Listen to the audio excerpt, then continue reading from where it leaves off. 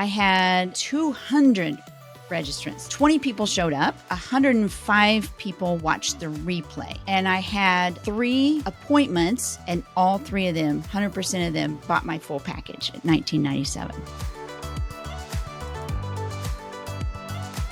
So I want to just jump right into it. So who do you help and what problem do you solve? Sure. I help women leaders who want to eliminate imposter syndrome. So they leverage my confident leadership coaching to clarify their power skills and command their seat at the table. So I'm the founder of Real Life Resilience. Okay, that's fantastic. And how long have you been running this business? Ooh, in this iteration, a little over a year. But I've run this business, and then I just I pivoted a year ago. So since 2015, I think. Yeah. Okay, that's fantastic. And explain the pivot to me. What was the before and what's the new version? Yeah. So I used to teach women who were like recovering from emotionally abusive relationships.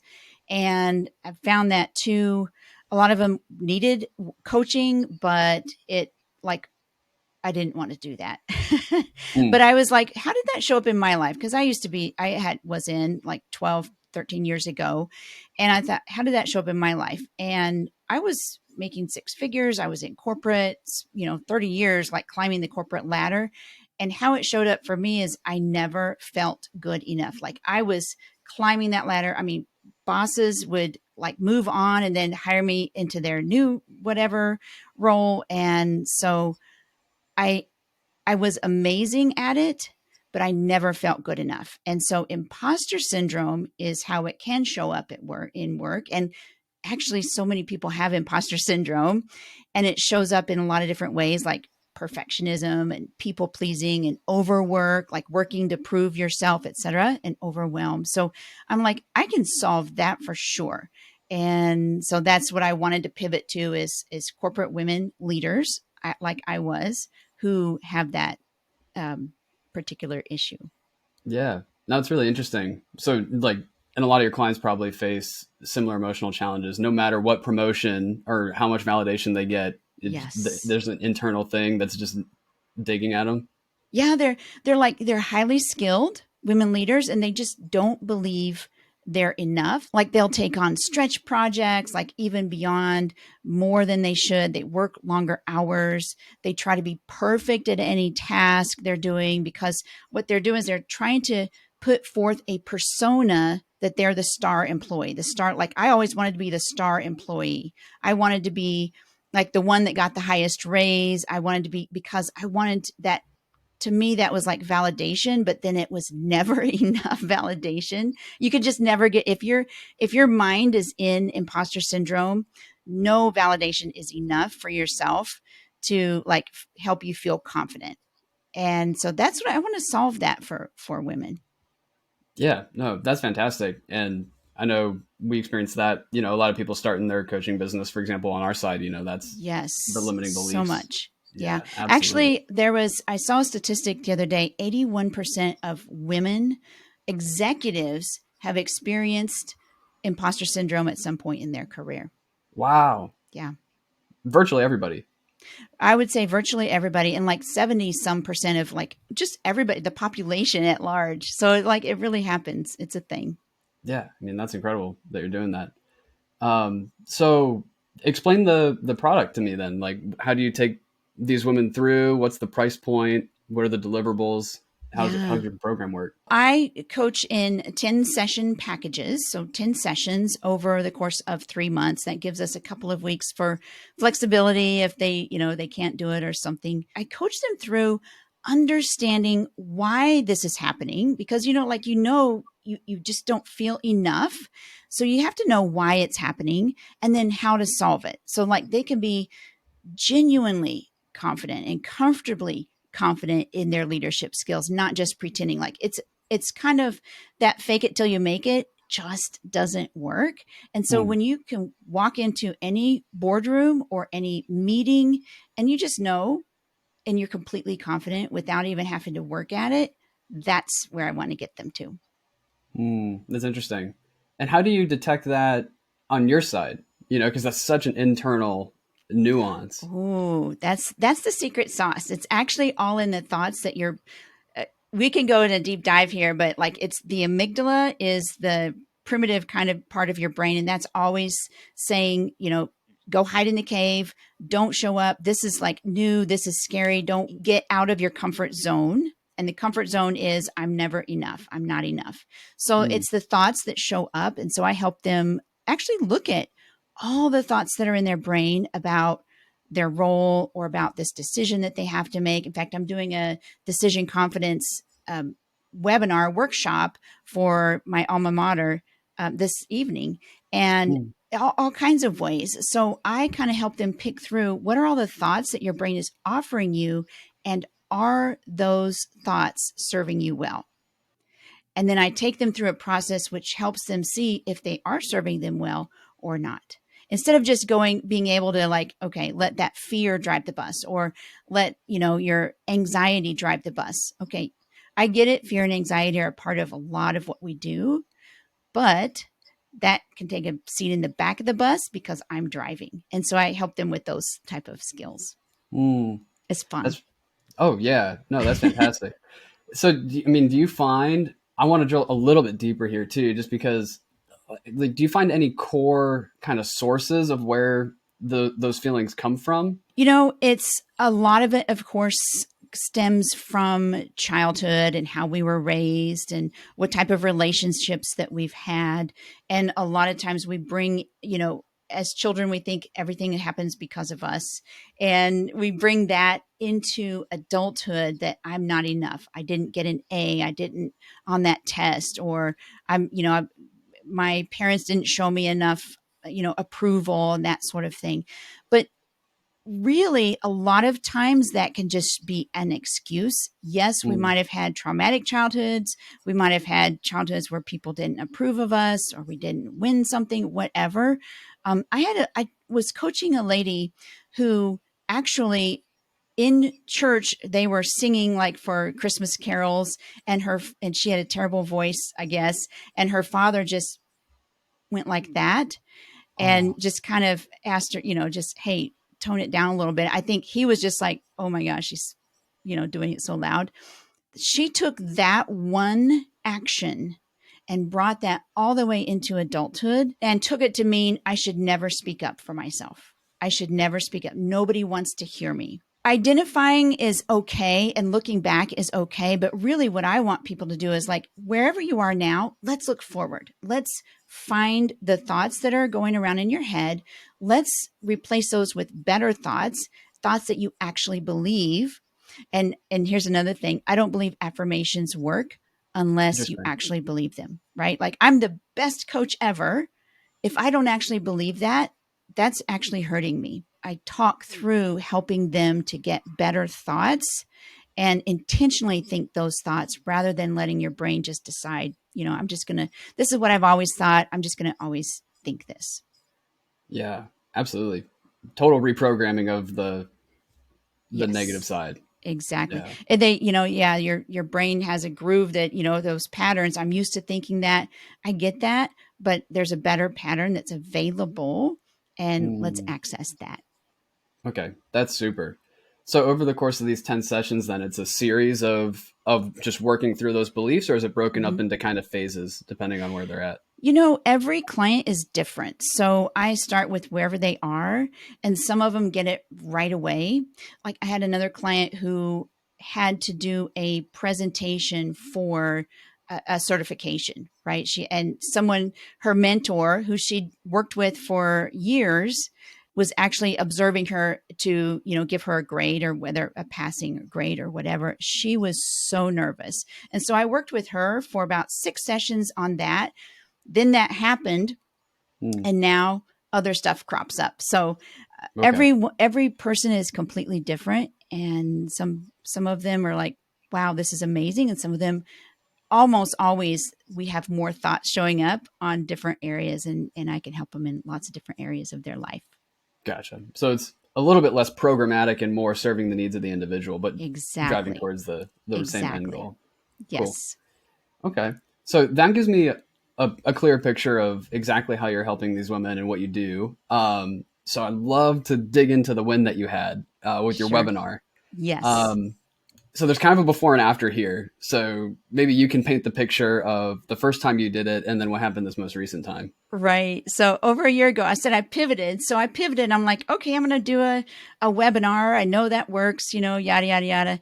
And actually, I think I had, oh my gosh, I don't know how many people, maybe 5 people registered, 5. And one person showed up and actually did it twice. I thought I'm going to do it 2 different times so people can choose the one. One person showed up the first time and 0 showed up the second time, like 0. And I'm like, I'm going to do it because I'm going to record it and then I'll use it all over the place. I never did. I was Mm, so embarrassed, but you have to start somewhere. The problem with that is that it prevented me from creating another webinar for a whole wow. year. And I hate that for myself. Like I'm a coach, but I'm like, I should have taken my own, advice. And so I'm like, it prevented me from doing that and getting the success, which I did now. Right. And Yeah. so I will tell anybody who is listening, if you ever fail at something, get right back up and do it again. Learn what happened, learn what wasn't, what didn't work well, and get up and do it again because you're wasting all the success you could possibly have after Mhm. the failure. Of course. Yeah. I mean, what would you go back and tell yourself after, no one shows up to your webinar? If you're Oh, coaching yourself in that moment. yes. Well, it's all about numbers. And marketing is all about the numbers. How many people did you put this offer in front of, like to register for the webinar? How many Mm, people are the right people? And that's actually one of the lessons I learned in this one, why it worked so well. And I feel like it was successful is because it was the right people. I put the offer in front of the right people and they showed up, and that was so fun. So just it's not good or bad. It's just mhm. the numbers, and let's look at the numbers and let's figure out where in the numbers can you improve. Simple as that. Yeah. The first metric that's out of spec, right? And then Exactly. hone in on that one. Exactly. Yes. That's fascinating. So fast forward, this most recent webinar went much, much better. So Mhm. tell me how that one went. So on this most recent webinar, I did it about 3 or 4 weeks ago. I had 200 registrants. So from Mm. 5 to 200, like bazillion Exponential drupled it. increase. Yeah. And felt like I was surprised. I'm like, wait a minute. Am I looking at those numbers right? And so I was so, so, so excited and just thrilled. And then 20 people showed up. So 200 to 20, what is that? 10%, which is typical, very typical for a webinar. 20 Mhm. people showed up, but they stayed, right? They stayed through the almost the whole webinar, which was really cool. And then 105 people watched the replay. So Okay. there were 200 registrants, 125 of those either watched the live or the replay. And Wow. so yeah, I think that was pretty doggone cool. Yeah, that's fantastic. The vast majority then are Hmm. engaging. Yes, and And I, then, I I had stats on my replay page. So I had a page, and Kajabi shows me like how many people who arrived on that page actually watched the video, and 77% of the people who arrived on that page watched that video. And so I think that I'm like, wow, that's pretty good. Like they didn't drop off, they didn't like click and then backtrack or whatever. They actually watched the video. yeah, that's super legit. Yeah. Absolutely. And then the offer on the webinar was a call or Yes, the offer was a an explore coaching call.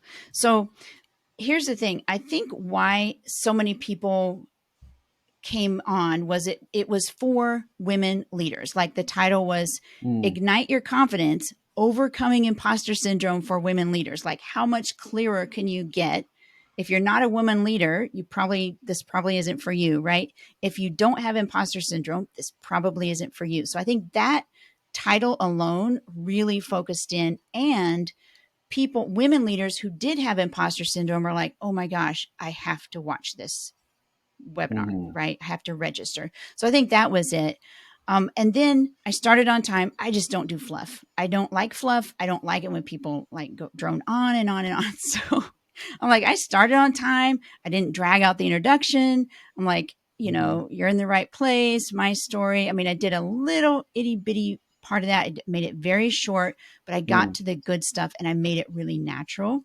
Okay. And then I foreshadowed my offer of a coaching call from the very beginning. So, Interesting. yeah, after I shared, here's the steps to overcoming imposter syndrome, we're going to talk about this. Before I dove into those steps, I said, something like, this masterclass provides us with an excellent place to start. And as I mentioned, there's going to be an opportunity for you at the end of today's masterclass to move forward with me even further. So pay close attention, use what you learn. And then today at the end of the masterclass, we'll talk about how you can get focused one-on-one help, something like that. Um, Okay. so I think the people who watched, they're like, yeah, it's kind of planted in their minds. Yeah, that's the next natural step. Mm. So I don't do I stopped doing like free coaching calls. I'm like, that's just kind of a waste of my time. And it's getting people who are tire kickers who just want free coaching. And although I want to help a lot of people, I don't have a lot of time to do it. So I really want to be focused. And so if you're getting on a call with me, it's an explore coaching call, 30 minutes, and we're going to explore how coaching can help you. So I'm Mm. not going to coach you and solve a problem and then you can go off. I'm going to focus on how can coaching help you and Mm. why you should get it. So they know it's not free coaching. If you're serious about getting over imposter syndrome, let's talk. And it didn't have to be salesy at all. Yeah. So that was the fun thing. Yeah. That's fantastic. And uh, my understanding is you had a pretty high take rate on those calls from the live webinar, Yeah. right? So 20 So registrants. yeah, 20 registrants, and I had three appointments from the live Okay. and two more from the replay. So I had 5 appointments, and actually two of those canceled Mm. before they were held. They were like canceled the day before or whatever. So I had three actual coaching explore coaching calls with Okay. me, and all three of them, 100% of them bought my full package at 1997, Wow. 1997, so $2,000.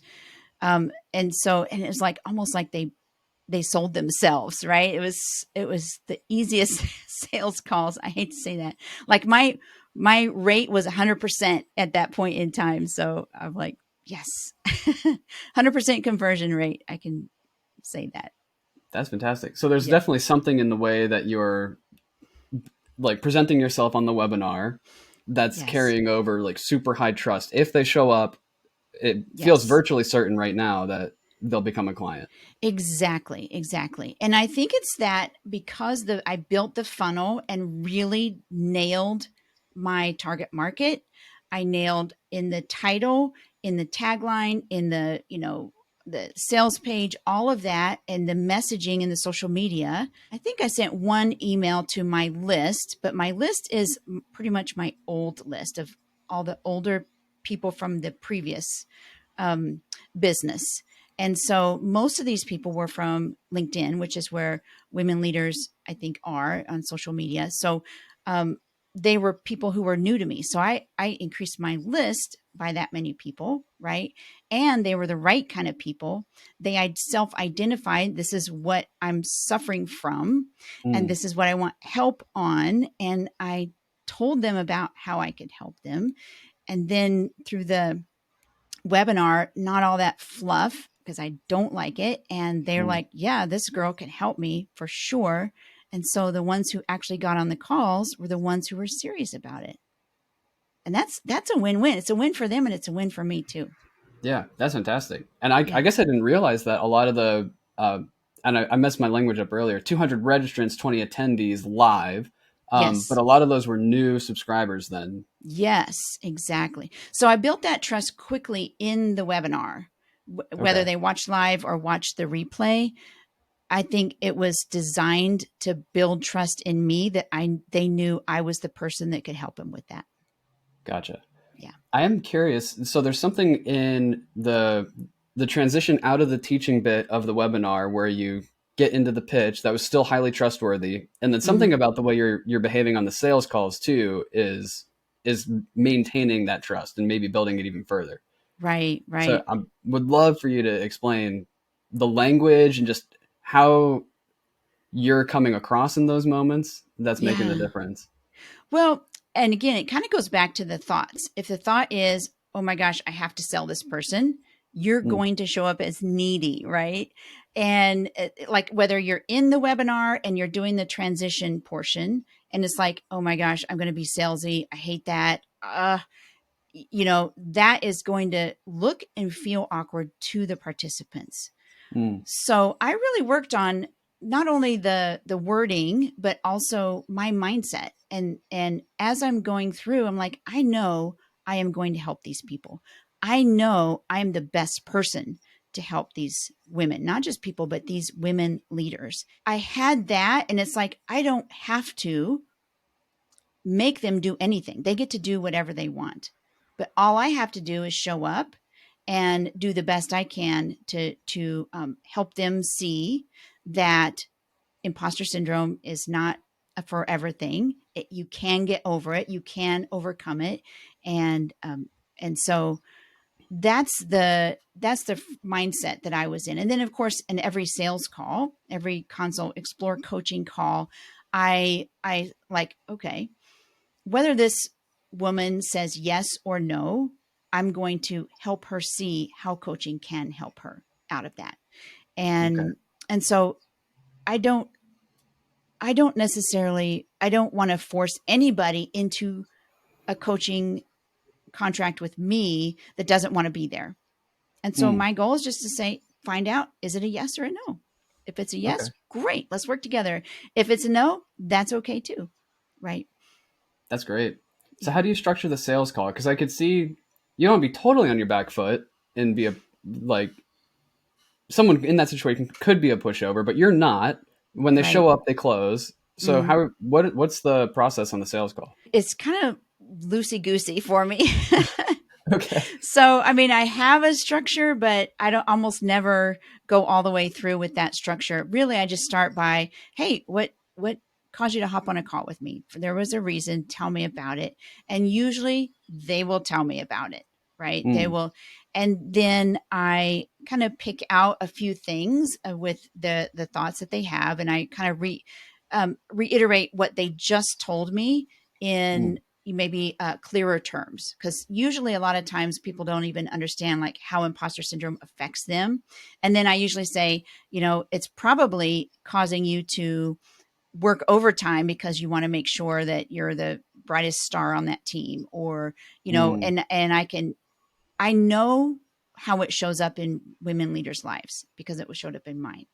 And so when I'm speaking their language, they're like, yeah, that's exactly it. So I usually get them, not necessarily intentionally, but maybe that's part of it, is like their yes, that's exactly how it shows up, or that, or and so mm, they relate to that. And it's totally solvable. Here's what we can do. We're gonna first take a look at what's in your brain. We're gonna help you see whether that serves you or not.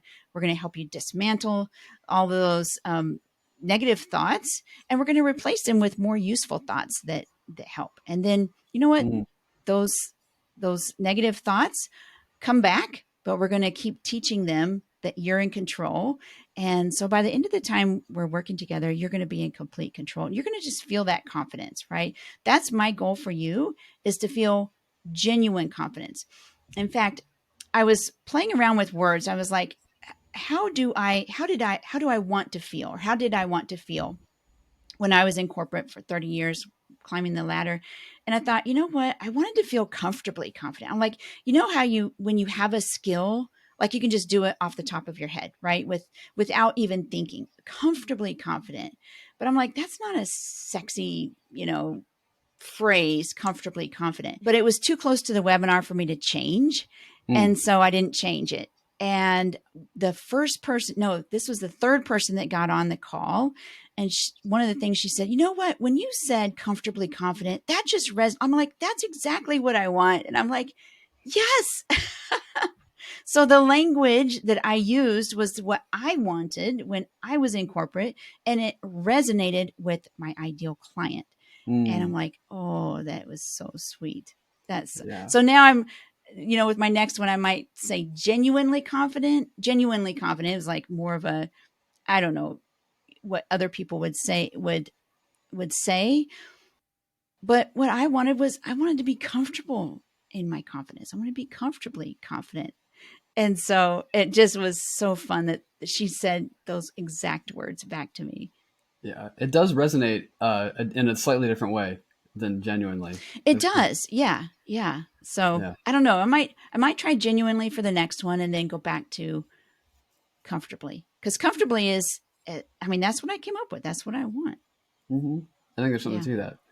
That's so. If I was going to restate it to you, it sounds like you're just stating their problem maybe more clearly than they have to themselves, and Yes. then you break down an overwhelming emotion into mechanical, logical things to work on, and you Yes. just communicate that you believe in them. And that might be the first time that someone's told them that. Yeah, exactly. I think that's right. And being able to, like you said, clearly, like when you speak back to them the problem that they have in clearer words, and that resonates, right? It helps them see, oh my gosh, you really get me, you understand. Nobody else, my family doesn't. People are like, well, why don't you just, like, you're a star, you've got, like, at one point I had more letters after my name than in my name, and I still didn't. I had a client who made COO Hmm. and came to me for imposter syndrome. So you can reach the highest heights and still never feel. And so when you have somebody else who really gets that and gets you and understands, and it's okay and helps you see that it's solvable, Mm, that's golden. that's fantastic. Yeah. So I only have a couple more questions for you. I'm assuming you run this webinar again. What would you change next time to make it perform even better? I am doing a different one. It's going to be very similar, but it's on burnout. So I'm using those keywords of burnout, Hmm. but it all relates back to imposter syndrome. So the next one I'm going to do is burnout. But on this particular one, which I will run again, I am going to, so 200 people registered and 20 showed up. I would love more show up. I would love to increase my show up rate. And so what that means is I need to go back and look at my emails and see where that might not be resonating with people, or it might not be reminding people, Mm, or I really only started 7 days, 7 or 8 days prior to the webinar. Maybe I'll start registration earlier than that, uh, or later than that. I don't know. mm, I don't know. Or maybe I'll check out the time of day. I don't sure. know. You can't change too many things, because then you don't want to, like, know, you won't know which lever it is. So True. I think I'll start with taking a look at the email sequence to remind them to come to the webinar, and look at the benefits that I put in those, like the reason why you want to show up. The other thing I didn't do, this is what I'm going to do. If you show up to the webinar, is get a bonus or a free guide or download or something like Mm, that. I'm like, I did not have, I'm like, I didn't have time to do that. None of yeah. that. I had no goodies for you to, when you showed up. So that is one thing that I will definitely do for the next time, is have something. If you show up live, you're going to get this, PDF, or this, burn. Actually, I have a burnout free guide, that you can Okay. fill out as you go along. I didn't have anything like that for this past one. So I know for sure I will do that. Yeah, that's fantastic. Yeah. It seems like you get more people to show up, you might actually start having a wait list That'd be because the nice. throughput on the webinar is enormous. Yes. Yeah. Yeah. Yeah. I'm excited. Yeah. I'm excited to see, now that people have seen that one, if they come to the next one, then if they decide to sign it, right, to hop on a call and sign up. So I'm excited. I can't wait for my next one. Can't wait. Yeah. It's going to be awesome. Yeah. Um, cool. So, last question, just what's next for you in your business? What's the next big challenge you're tackling? I'm going to get on that roll of a webinar every month because Okay. it's worked for me right now, and I'm going to just test and iterate and test and iterate. And every single thing that I do in my business is always an experiment as far as show up rate and, all of that sort of thing. I'm not going to mess around with my products. Eventually, maybe next year I will. I'm just going to keep this same coaching program, and I don't discount. I don't need to discount. I don't want to discount. Mm. And so, yeah, I'm just going to keep trying this. Once this is on a regular basis and I'm on a roll with that, then I'll think about something else, another funnel type of. Oh, I did just do a quiz. I'm going Mm. to try that one for, so it's complete. It's at realliferesilience.com/quiz. And Okay. it's a what is your leadership kryptonite? So I'm going to test that funnel out and take that for a spin. So because the call to action at the end of those is to hop on an explore coaching call. And so I'm gonna try that one and see how the quiz works for me. Yeah, that's fantastic. Yeah, I've seen some quizzes really blow up.